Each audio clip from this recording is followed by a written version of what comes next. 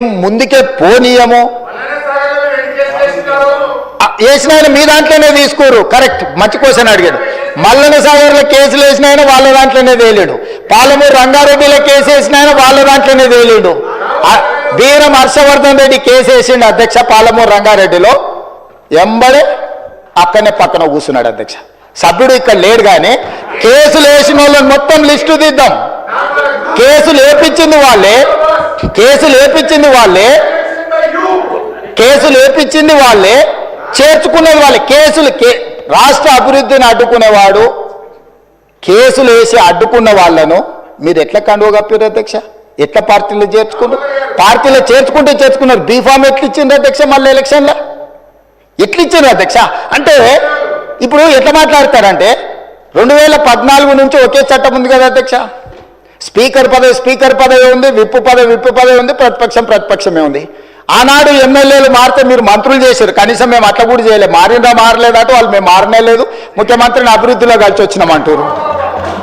మీరు మంత్రులు చేసిన వాళ్ళు డిస్క్వాలిఫై కాలేదు, ఉప ఎన్నికలు రాలేదు.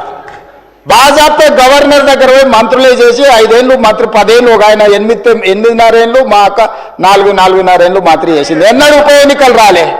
కానీ ఇప్పుడు ఉప ఎన్నికలు వస్తే వచ్చే వారమే ఉప ఎన్నికలు అంటారు అధ్యక్ష. ఎట్లా వస్తాయి అధ్యక్ష? చట్టం మారలే, న్యాయం మారలే, స్పీకర్ ఆఫీసు సేమే ఉంది, పాలకపక్షం ప్రతిపక్షం అట్లనే ఉంది, రాజ్యాంగం అసలే మారలేదు. ఇంకెట్లా వస్తాయి అధ్యక్ష ఉప ఎన్నికలు? నాకు అర్థం కాలేదు. ఏ రాజ్యాంగం ప్రకారం వస్తాయి అధ్యక్ష? డాక్టర్ బాబాసాహెబ్ అంబేద్కర్ గారు రచించిన రాజ్యాంగం ప్రకారము గత అనుభవాల దృష్ట్యా ఎప్పుడు కూడా పార్లమెంట్ ప్రాక్టీసెస్ అండ్ ప్రొసీజర్స్ అని ఉంటాయి అధ్యక్ష. చట్టంలో గ్రే ఏరియా ఉన్నప్పుడు గతంలో ఎలాంటి విధి విధానాలను ఆచరించారు, సాంప్రదాయాలు ఎట్లున్నాయని చూస్తారు అధ్యక్ష. 2014 నుంచి 2019, 2019 నుంచి 2023 వరకు ఏ సాంప్రదాయాలను ఈ సభ ఆచరించిందో అచ్చం గదే సాంప్రదాయాలను మనం ఆచరిస్తాం అధ్యక్ష. అంతే కదా అధ్యక్ష? తమరైనా నేనైనా సేమ్ సాంప్రదాయాలనే ఆచరిస్తాం కదా అధ్యక్ష. సో అందుకోసమని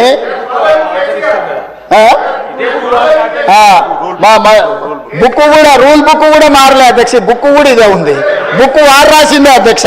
ఆ రోజు కమిటీ వేసి ఈ బుక్ ఎవరెవరు కూర్చొని రాసింది అధ్యక్ష? దీంట్లో పేర్లు కూడా ఉంటాయి అధ్యక్ష. ఉంటుంది, పేరు ఉంటుంది. వాళ్ళు ఈ కమిటీలో ఎవరున్నారో కూడా ఇందులో పేర్లు ఉంటాయి అధ్యక్ష. అందులో మిత్రుడు వివేకానంద వీళ్ళందరూ కూడా సభ్యులే అధ్యక్ష. మేమేం అడుగుతాడో నడుస్తలేను. ఆయన అడుగుల్లో నడుస్తాం, మడుగులో పడతాం. ఆయన అడుగులో నడుస్తామంటే మడుగులో పడతాం, సడుగులు ఇరుగుతాయి అధ్యక్ష. అట్లాంటి వాటి చేయం అధ్యక్ష. సాంప్రదాయాలను పాటిస్తామని అంటున్నాం అధ్యక్ష. ఈ సభ కొన్ని సాంప్రదాయాల ప్రాతిపదికన సభ నడుస్తుంది అధ్యక్ష.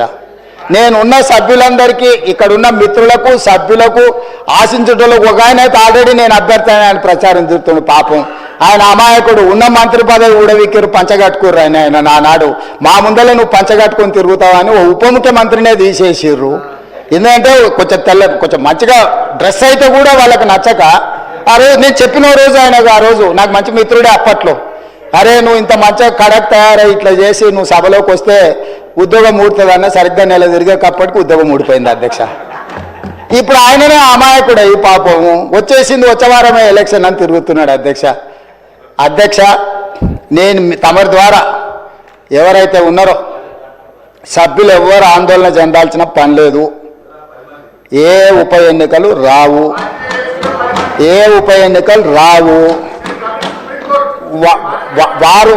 వారి ఉప ఎన్నికలు వారు కోరుకున్నా రావు. ఎందుకంటే ఒకవేళ వారు ఇటొచ్చినా ఎటొచ్చినా ఏ ఉప ఎన్నికలు రావు.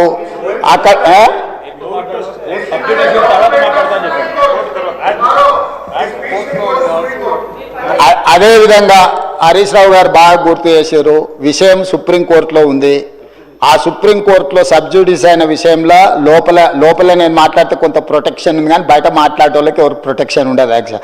This house is immune for certain laws. ఈ సభలో మనం కొన్ని విషయాలు ప్రస్తావించవచ్చు. సభకు రక్షణ ఉంది తమ నాయకత్వంలో. కానీ సభ బయట ఉప ఎన్నికలు వస్తాయి, అయిపోయింది, వచ్చే వారమే ఎన్నికలు, మళ్ళా వారమే ఎన్నికలు, ఇదంతా ఉత్తదే అధ్యక్ష. అదేంది అంత, అదేంది జరిగేది లేదు, పోయేది లేదు, ఎవరు ఆందోళన చెందాల్సిన పని లేదు. ఎందుకంటే ఉప ఎన్నికల మీద మనం దృష్టి పెట్టాల్సిన అవసరం లేదు.